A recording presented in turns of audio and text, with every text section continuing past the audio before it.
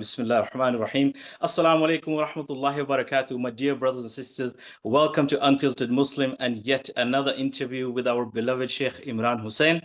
Today's topic is his latest published book, The Qur'an and Russia's Destiny.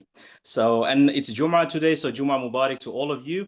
And Jum'ah Mubarak to you, Sheikh. Welcome to Unfiltered Muslim. How are you doing? Thank you. Wa alaikum assalam wa rahmatullah barakatuh, Wahid. You are in Stockholm in Sweden, and I am in Manchester in Britain, and it's today the 20th day of the month of Safar of the year 1447. Yeah. So my first question before we begin, I want to clarify one thing. Please, Sheikh, could you clarify who is a kafir? Because in today's world, many are quick to label individuals, groups, or even nations as kafir without careful thought or proper understanding. Since this discussion is about Russia, I believe it is essential to begin to clarify from the Quranic perspective who truly falls under this term, so that we may approach the subject with both accuracy and justice. There's a difference between an act of kufr and a kafir.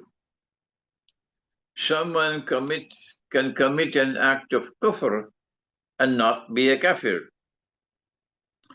So let us first of all distinguish between an act of kufr and the kafir. And your question is, who is the kafir? And the answer is, someone who knows the truth and who rejects the truth based on knowledge is a kafir. There are acts of kufr, and the Qur'an makes many different kinds of kufr. An act of ingratitude, for example, is kufr, okay? But in the legal sense of the word, kufr, when it's connected with truth, would be a belief which is in contrary to truth.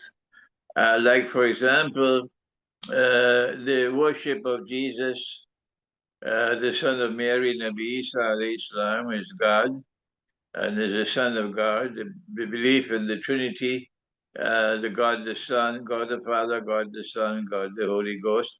These are all acts of kufr, definitely. But that does not make the person who has done it a kafir. The person who was accepted these beliefs, which are beliefs of kufr, must be presented with the truth. For example, the truth which has come down in the Qur'an. And when he understands that truth and he rejects that truth, then he's a kafir.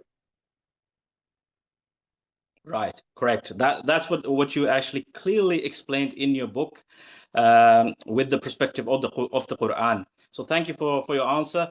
I'll jump to the next question. So I want to move beyond geopolitics and into the spiritual dimension. Sheikh, in your book, you speak about Russia's destiny, not only in geopolitical terms, but also within the framework of the Quran. Could you share how Russia's role connects to the moral and spiritual order that Allah establishes in history, and how this differs from purely political analysis? Russia's heart is spiritual. The heart of the modern Western world is godless and pagan. There's a big difference between the two. They attacked Russia in 1917. It was an attack launched by the West and by European Jews. And they brought about the Bolshevik Revolution, and Russia eventually became a part of the Soviet Union. And the Soviet Union was a godless, atheist state. And for something like 60 or 70 years, the Soviet Union hammered away against religion and religion's way of life, but in particular, did all it could to try to destroy the Russian faith, the spiritual faith, in the Orthodox Christian faith, and in the spiritual life. And the Soviet Union collapsed after some 60 or 70 years. And as soon as the Soviet Union collapsed, Russia immediately began her journey back to her spiritual heart and to the Orthodox Christian way of life. That journey has only been commenced. That journey has not as yet been completed. So don't go criticizing Russia when Russia is still changing. But you should at least have the capacity to recognize the direction in which Russia is changing and returning to what she was before the Bolshevik Revolution. Russia was an intensely Christian country. Russia was led by the Tsars. The last one, the Tsar Nicholas, was a very, very religious man. Not only him, all his family members. They were very religious. They had the attachment to the spiritual way of life. There is a verse of the Quran in Surah Al-Ma'idah where Allah speaks of a Christian people. And he says that at that time when the Jews would be most hostile to you, and another people who are shrunken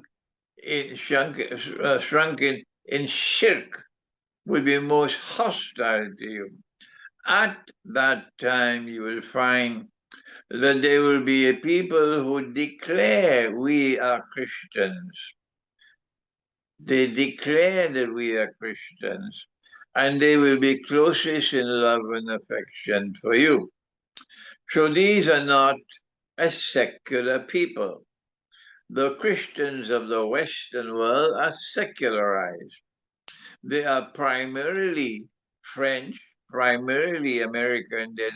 Their identity is their national identity, and the religious faith is secondary.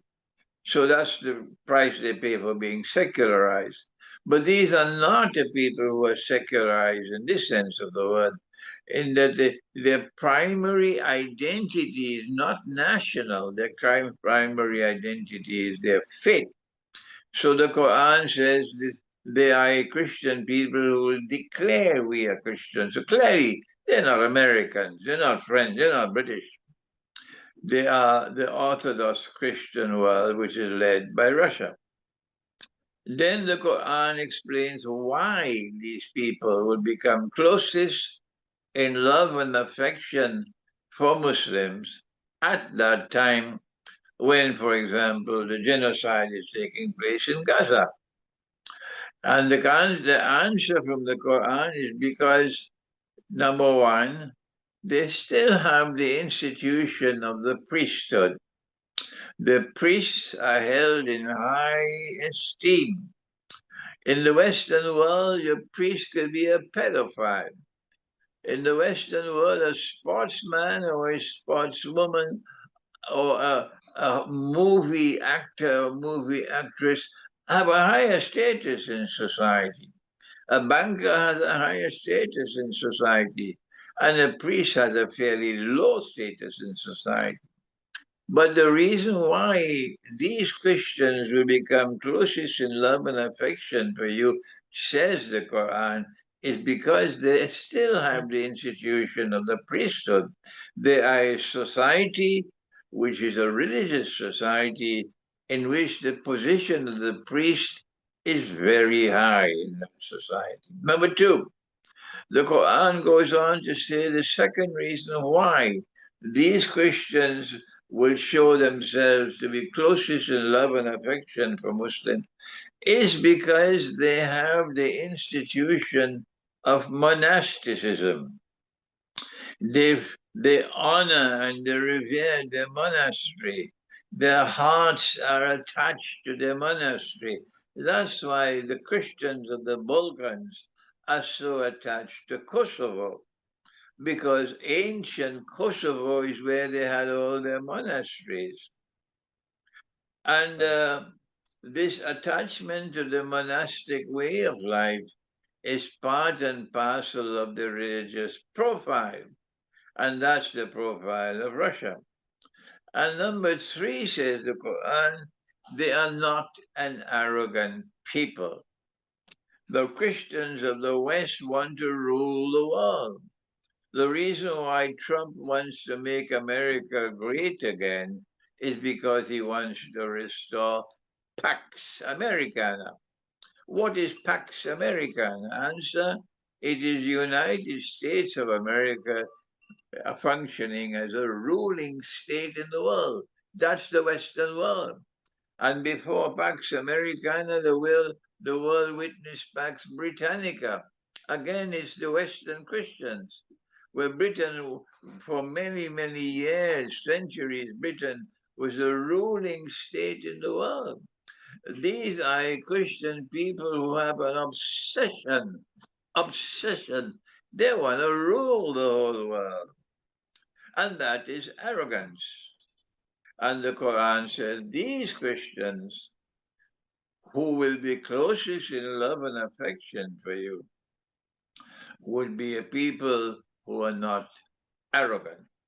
That is because of their profile of spirituality and of their dedication to the religious way of life.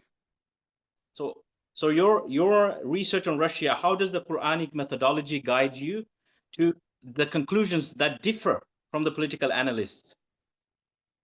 Well, there are political analysts of the West who have an obsession in hatred for Russia and hatred for the Orthodox Christian way of life.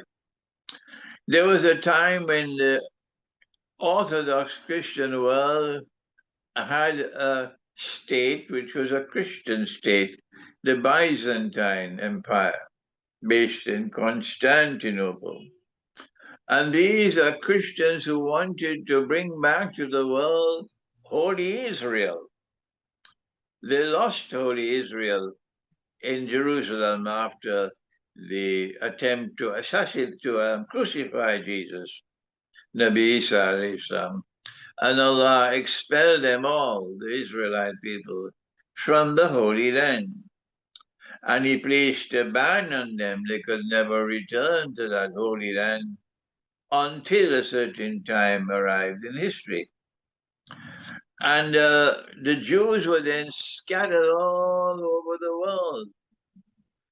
All over the world, you'll find little pockets of Jews, even in China, even in Argentina. But Allah helped the Christians who accepted Jesus as the Messiah and who wanted to live the religious way of life and who longed to restore the holy state that Nabi Dawood alayhi salam had established and Nabi Sulaiman alayhi salam had caused to become a ruling state. And the Quran, the Hadith tells us that Allah helped them to conquer Constantinople without fighting. And when they conquered Constantinople, they established a holy state. It was called the Holy Byzantine Empire. And that Holy Byzantine Empire was still existing at the time of Nabi Muhammad alayhi salatu wasalam. But of course, there were corruptions which took place in their beliefs when after some 300 or 400 years of Christianity, the Emperor Constantine presided over the Council of Nicaea and formalized the acceptance of the Trinity and the worship of Jesus as God and the Son of God, etc. But then came a split in that Holy Byzantine Empire. One part of the Christian world chose to turn away from the Lord God and His orders and did not respect the law of the Sabbath. And when they were in Constantinople, they lived by fishing. So Allah caused the no fish would come on any day of the week None. Only on the Sabbath day would the fish come. And the fish are jumping, you can see them. But they're not allowed to fish on the Sabbath day. So this was a test for them. And one part of the Christian world said, we don't care 2 peanuts anymore for the law. And they went fishing. Another part of the Christian world warned them that you are going to be punished. And a third part of the Christian world realized you're wasting your time warning these people. They will never change. That part of the Christian world which stayed faithful to the law and did not go fishing on the Sabbath day, we remained Orthodox Christians in Constantinople. But that part of the Christian world which went fishing on the Sabbath day, Allah cursed them. And not only did Allah curse them, He punished them. He said, He said, Kunu kiradatan khasi'in. This is located in 2 or 3 parts of the Quran. And that is the modern Western world. Be apes, despised. The tafsir of the Quran, many mufassirun held the view which is wrong, very wrong, that they were transformed into monkeys and they lived for a few days and they died. That's not true, because the Quran itself says that Allah's creation does not change. La tabdila li khalqillah. I should not have to repeat it 100 times. And so we reject the literal understanding of this curse. And we say what it means is these are people who are cursed to eventually live like monkeys. I've explained this in my book entitled Constantinople in the Quran. But my critics would not read my books. And when they read it, they can't stomach it. It causes them indigestion. So Allah cursed them to eventually live like monkeys. Monkeys, Wahid, don't wear any clothes, they're naked. But that's not despicable, that's their way of life. But when human beings turn away from clothing and begin to live naked in public, that is a sign that they're now living like monkeys, and that's the curse that Allah placed upon them, and that is the Christians in the Western world. Monkeys do their bedroom life in public, but that's nothing despicable for them. That's their fitra, their way of life. But this part of the Christian world will eventually show a preference for public sexual relations. And that's happening now in the Western world. So the curse that Allah placed upon them is now manifesting itself. So now you have 2 parts of the Christian world. One part which is cursed by Allah, and the other part which still tries, still holds on. Wahid still holds on to part of the truth, even though they have the Trinity and they worship Jesus, but they still hold on to the religious way of life. When the Crusades took place, eventually it was in the 3rd Crusade that the Western world, not Russia, not the Orthodox Christian world, they had no part of the Crusade. It is the Western world which broke away from Constantinople. They're the ones who launched the Crusades something like 40 years after the formal breakup took place in 1052, the Great Schism.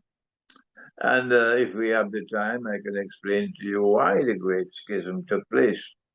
So about 40 years later, in 1090, the Pope in Rome launched the First Crusade to try to recover Jerusalem. But when the Third Crusade took place, the Crusaders attacked Constantinople because they had a bitter hatred in their heart for the Orthodox Christian world. It is that bitter hatred which is seen in the hatred for Russia and anything Russian, and they're supporting Ukraine. They wanted to bring about a color revolution in Ukraine in order to crucify Russia. That's why they had a color revolution in Ukraine. They love color revolution. They are now trying to bring about a color revolution in Hungary. They're now trying to bring about a color revolution in Serbia.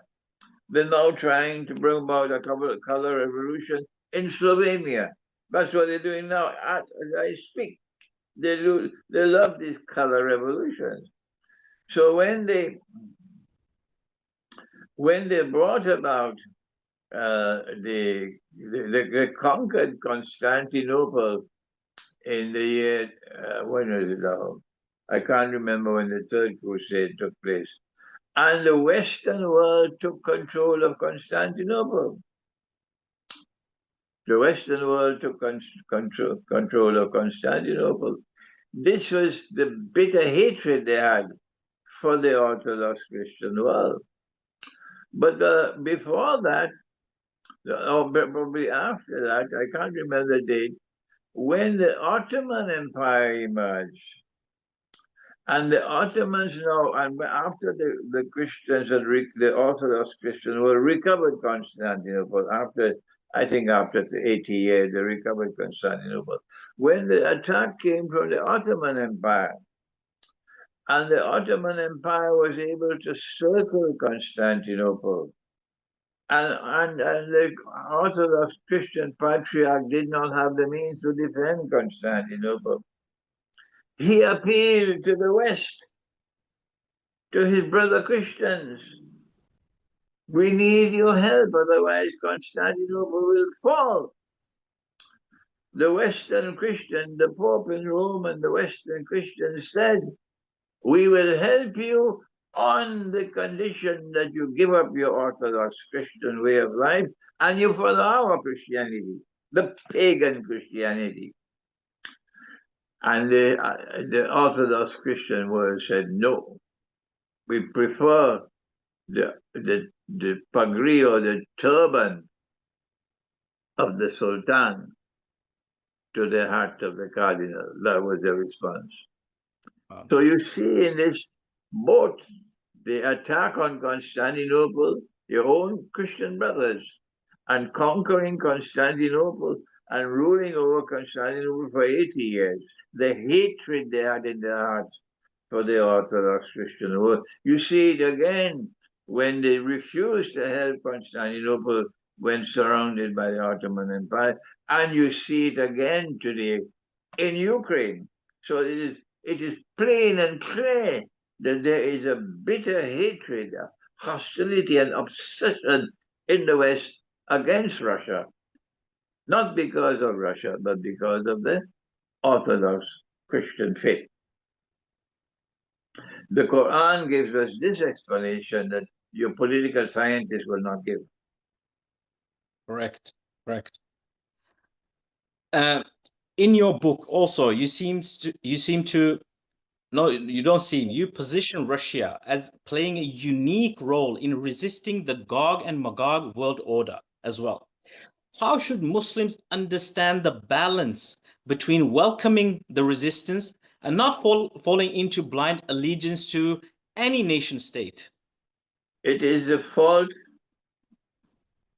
of the world of Islamic scholarship that they have failed miserably so and embarrassingly so in understanding what the Quran has to say on the subject of Gog and Magog.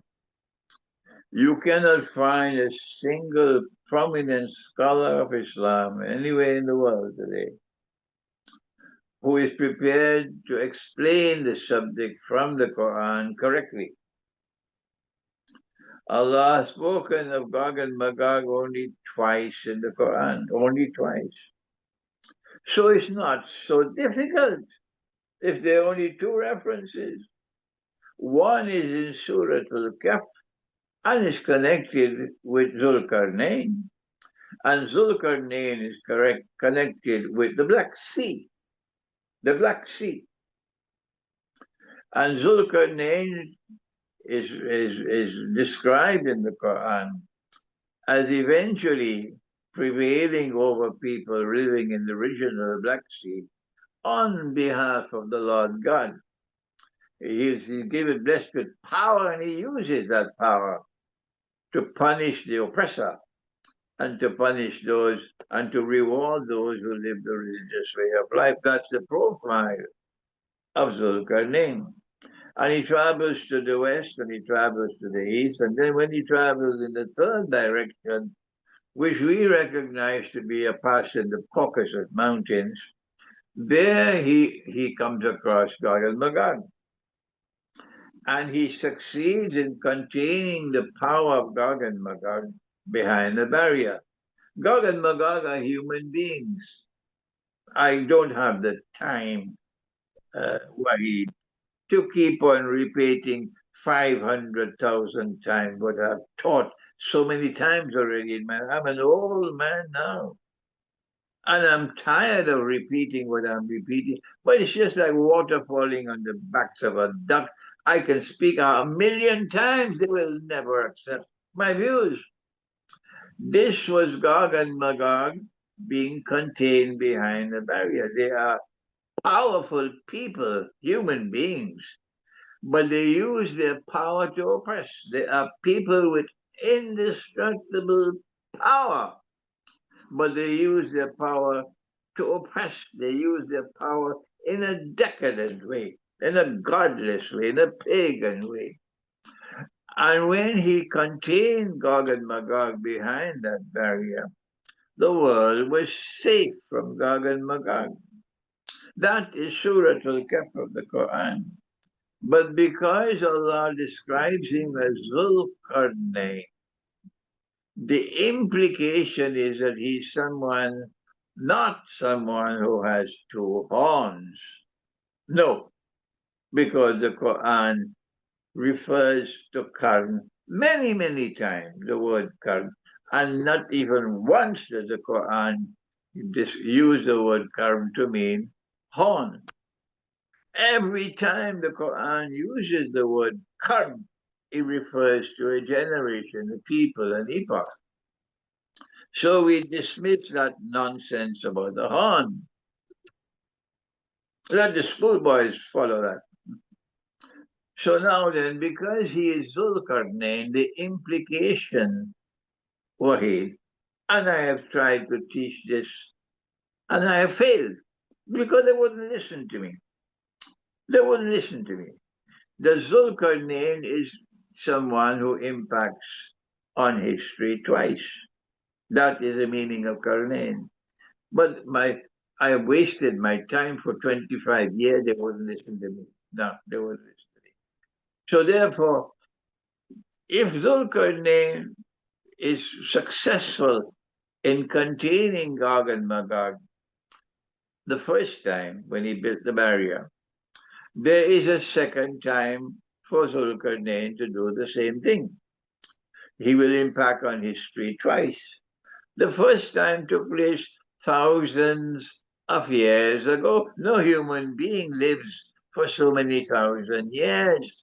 So it's rather foolish.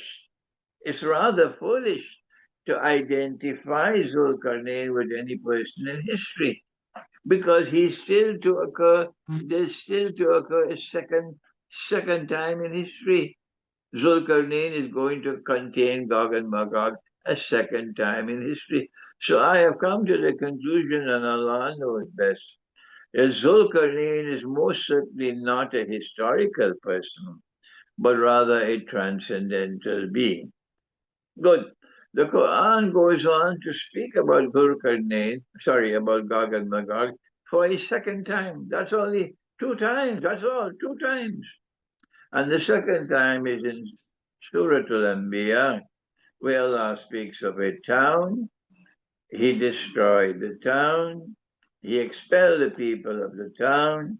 He placed a ban on them that they could never return to reclaim this town as their own Until when? Until Gog and Magog are released, not sent. Released, not sent. Released. Let me repeat it one more time. The Quran says when Gog and Magog are released, not sent, released. At that time, Gog and Magog will not only be released, but they'll spread out all over the world. And this, Wahid, for people who have even 2 pounds worth of common sense, would understand, 2 British pounds of common sense. I'm in Britain now, I'm not in Malaysia. Will understand that this is an event which will occur only once in history. Only once in history will mankind witness Gog and Magog when they are released, spreading out all over the world. And with their indestructible power, they take control of power all over the world. And then they proceed to use that power to oppress. They're using the power in a godless way. They're using the power in a decadent way. They're using the power as a pagan people, in contrast to Gog and to Zulkarnain, who has faith in God. So when Gog and Magog are released, these people will be brought back to that town from which they had been expelled. Gog and Magog will bring them back.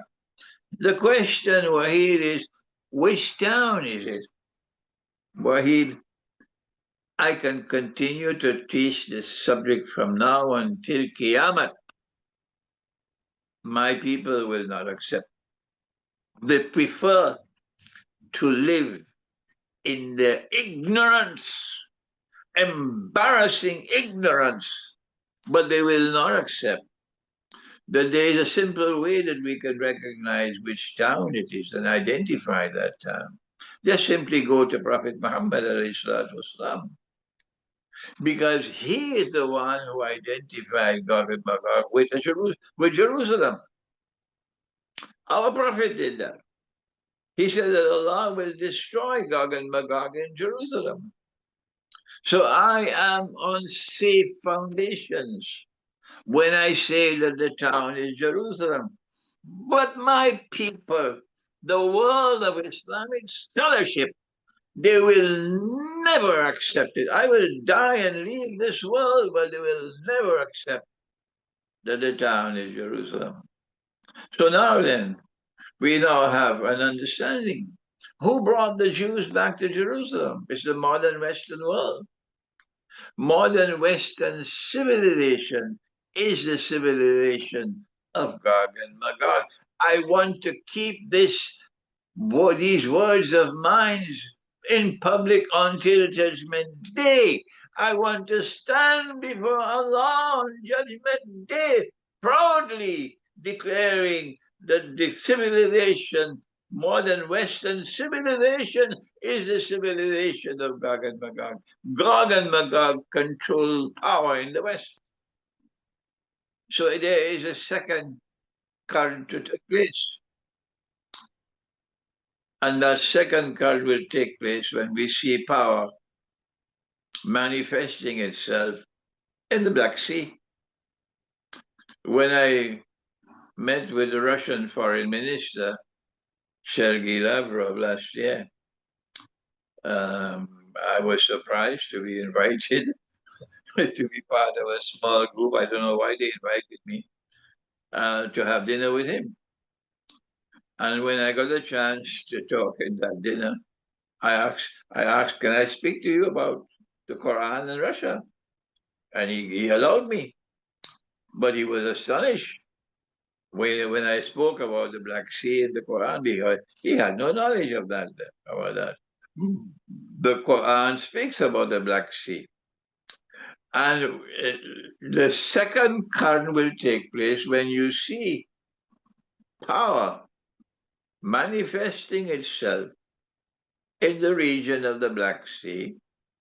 But this would be power resting on the foundations of faith, and power which opposes and resists oppression, and which seeks to help those who have faith in God. So when Russia recovered Crimea in 2014, I was in Malaysia and I said, it's time for me to celebrate, because I realized that power has now returned to the region of the Black Sea. And this is power resting on the faith in the one God. And this is power which will resist the oppressor. I realize that we are now on the door of the second garden of Karnaim. This was 11 years ago, Wahid. 11 years ago. Russia today controls power in the Black Sea. And Russia is resisting Gog and Magog, who are now control power in Ukraine and who are supporting Ukraine. So the world, the Qur'an has allowed me to be able to understand international affairs, understand what is happening in Ukraine, understand what is happening in the West and its relationship to Russia, while my people reject my scholarship. Wahid, what can I do? I am an Islamic eschatologist. Allah in His kindness blessed me to pioneer this branch of knowledge called Islamic eschatology.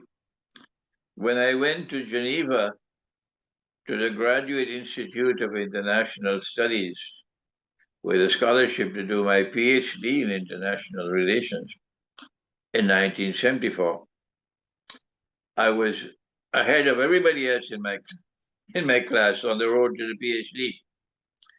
And I asked the director of the institute, Professor Jean Frémont, who loved me like a son, because his son taught me in Trinidad. So Professor Jacques Frémont, who is the director of the institute, he accepted that he will be my thesis director. But I chose a topic I should not have chosen: post-Caliphate Islam and the search for a new Islamic public order, because that is eschatology. And Professor Fremont said to me, search the world of Islam for an expert, and we will invite him to join your team directing your thesis.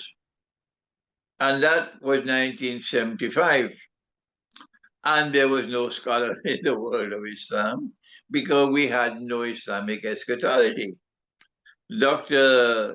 Kaleem Siddiqui in London, who had established the Muslim Institute for Research and Planning, and who was an outstanding Islamic political scientist, and who loved me very much like a younger brother. Kaleem Siddiqui said, may Allah have mercy on his soul, my dear brother. Kaleem Siddiqui said to me in 1976, he says, Imran, you got the training from Maulana Fadlur Rahman Ansari, and you're now working in the field of international relations. Imran, I want you to write this book on Jerusalem in the Qur'an. Jerusalem in the Qur'an. That the role that Jerusalem will play at the end time. When Kaleem Siddiqui asked me to do this, I took 27 years to write Jerusalem in the Qur'an, because I could not move forward with my PhD thesis without Islamic eschatology. And there was no Islamic eschatology in the world. The subject of the end time was studied as a part of Hadith studies. That's why we focused only on Hadith and did not go first of all to the Quran before going to the Hadith, and not use the Quran to assess the Hadith. And when a Hadith was in conflict with the Quran, to reject it. So Allah blessed me to pioneer Islamic eschatology. And it is because of our Islamic eschatology that I was able to understand the subject of Gog and Magog and to be able to relate Gog and Magog to contemporary affairs. But I have been blessed with this knowledge, but when I try to share this knowledge with my people, they don't accept it. They reject me. Well, and one day they will have to accept it, inshallah. Because I am an Islamic eschatologist, I try to restrict myself to the Quran and to the Sunnah and to the Hadith. I do not, even though I have profound interest in Christian eschatology, I have profound interest in Jewish eschatology. I wish I could learn more about Buddhist and Hindu eschatology, but you'll not find me using this in my scholarship. I prefer that the Christian should explain Christian eschatology. I prefer that the Jew should explain Jewish eschatology. I have a session in Wembley on the 24th of August of this month. And in that session in Wembley, I'll be having a dialogue with two Jewish rabbis. And you will see that I prefer to listen to them. Let them explain their eschatology. So while there is a magi, as you mentioned, there is a political scientist at work who is able to recognize this underlying feature of the modern world. There are a group of people around the world who control the affairs of the world. I leave that to the political scientists. And I restrict myself to this statement. I don't go beyond that. That Gog and Magog are those who control power in the West. But they are prolific. They have many babies. They even have Pakistani children. They have Saudi children. They have children all over the world. So you have Gog and Magog who are the progeny. The Hadith refers to them as Ahl Ya'juj wa Ma'juj. The people of Gog and Magog are scattered all over the world today. But the actual original Gog and Magog will be those who control power in the modern West. Go ahead, Wahid. Correct, Sheikh. Thank you so much. So when we accept that Russia has a distinct role in the unfolding of the end time events, what lessons should Muslim majority nations draw from Russia's trajectory in terms of sovereignty, economic independence, or moral resilience? I like that question, Wahid. I wish Pakistan would learn a few lessons, but those who control power in Pakistan are intellectually arrogant. Oh yes, they wouldn't learn from me. No. The world of Islam should reach out to Russia and reach out to the Orthodox Christian world, not to debate, to win a debate like monkeys, foolishly so. We won the debate, Not that way. Reach out to Russia and reach out to the Orthodox Christian world with respect and try to explain to them that we are brothers. We are the only two people on the face of the earth, the Orthodox Christian and the Muslim, who believe that Jesus was the Messiah, that Jesus came, that he left, and he will come back in person. The Western Christian now is increasingly believing that the return of Jesus is spiritual, not literal. And so therefore these two people should be coming closer to each other, not fighting each other, not debating each other. And if you are to turn to Russia and to the Orthodox Christian world, you should do it with sincerity, not Narendra Modi's way in India. It's called political expediency. He wants to make India great again, made Hinduism great again. So he's playing a political game. In cricket, it's called playing both sides. Playing both sides. So he has an attachment to Russia and an attachment to the West. But it is exploitative and expediency. That's not sincerity. And Pakistan is sunk, is now Pakistan is now proposing that Trump should get the Nobel Prize. That is Seriously, did Pakistan propose that? Pathetic state of Pakistan today. That the government of Pakistan and the armed forces of Pakistan want Trump to be given the Nobel Prize for peace. And they're doing this at a time when Trump has just attacked Iran to try to destroy Iran's nuclear plants. Yes. And Trump is the only major power in the world today which is still supporting Israel in Gaza. That is the pathetic state of Pakistan, the intellectual arrogance of these people. But the people of Pakistan, I believe, have already understood that Imran Khan was on the right road when he went to Russia and he was attempting to build with Russia the same kind of relationship that Pakistan has with China. I think Algeria is also moving in that direction now, to building with both Russia and China a more powerful relationship and turning away from the Western world.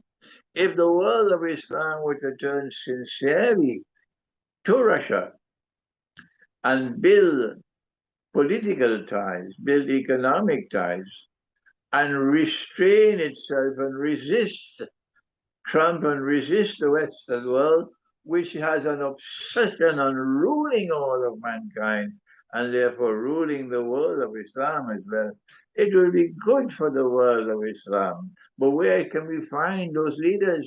When you have a leader who understands it, they put him in jail.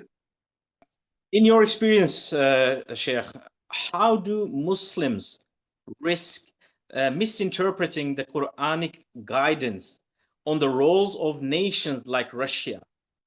And what are the dangers of either over-romanticizing or dismissing such roles in the larger divine plan? The problem is located in the methodology for the study of the Qur'an and the assessment of the Hadith. If you stay with the classical view, my mistake. If you stay with the conventional view, which is now today that absolute truth is located not only in the Quran, but there's absolute truth in the Hadith. Once a Hadith is Sahih, it has a status equal to the Quran. Absolute truth is also located in Tafsir. Once it's in the Tafsir, we accept. If it's not in the Tafsir, the sky can fall, but we never accept it if it's not in the Tafsir. This brand of Islam, this brand of scholarship, this brand of methodology is bogus. And it is prevailing all over the world. And that's one of the reasons why one of the most important and influential thinkers and scholars of Islam to have emerged in the modern age, even though he never had a beard, even though he dressed in three-piece suits, was Dr. Muhammad Iqbal. The phenomenal impact of Iqbal was that he refused to accept this bogus methodology. Rather, Iqbal chose to go to the Quran by himself, all alone, directly to the Quran, not through Hadith and not through Tafsir, but go directly to the Quran. And he got a methodology for study of the Quran. And you see that methodology at work in his book, the reconstruction of religious thought in Islam. Iqbal therefore pioneered a new methodology for the study of the Quran and Hadith. But all that he did was to pioneer it. The man who actually took the challenge for the reconstruction of religious thought in Islam was my teacher, who was Iqbal's most distinguished student, Maulana Dr. Muhammad Fadlur Rahman Ansari. And our viewing audience should read and study Maulana Dr. Ansari's 2-volume book, The Quranic Foundations and Structure of Muslim Society. In that book, you see the priority, the scholarly priority he gave to the Quran. And that he said the Hadith does not have the same status of the Quran. The tafsir does not have the same status of the Quran. Absolute truth is located only in the Quran. And when he published that book, there was criticism by those who considered the Hadith to have a status equal to the Quran. But before he could do the second work, in which he wanted to use the Quran now to judge the Hadith, if he had done that work, and if he had published that book, he would have been crucified. Oh yes. If he had shown that Quran, that this hadith is in conflict with the Quran, and that hadith is in conflict with the Quran, they would have crucified him. So Allah took him away before he could do that work. Just when he's about to start that book, Allah took him away. So I continued that scholarly trade that both these men, Dr. Iqbal and Maulana Fadlur Rahman Ansari, pioneered. And this book, The Quran and Russia's Destiny, this is the fruit. This is the fruit of that methodology which the world of Islam needs to accept if they are to get out of the sleep in which they're now located. Thank you. Jazakallah khairan, Sheikh. Can I just ask you in regards to this new book? This is the last question. Sorry? This is the last question. This is the last question. I just want you to elaborate. Find this book, and also if you have translated it in other languages which are published, of course, on imranhussein.org. For our listeners, I want them to read the book. So where can they find the book and buy it? I want to thank you, Wahid, for your translation of the Quran and Russia's Destiny to Norwegian. And I hope the book will be published in Norway, and I'll be able to travel to Oslo, maybe in the month of December. The book has also been translated to Italian, and we just found the money today to pay for the cost of printing the book in Italian.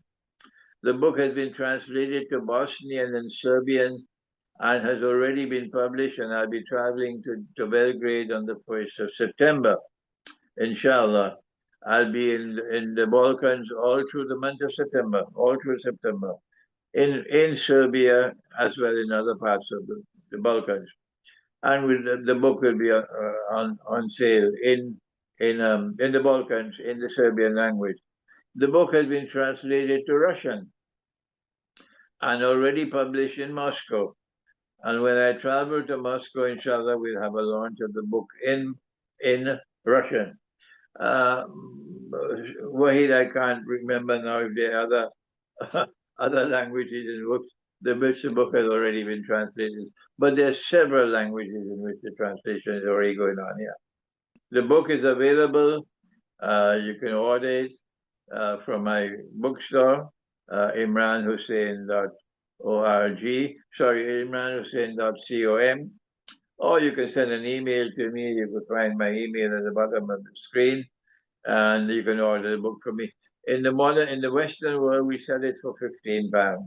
Yeah, but for the poorer countries, we reduce the price. Jazakallah khairah. Thank you so much for your time, Sheikh.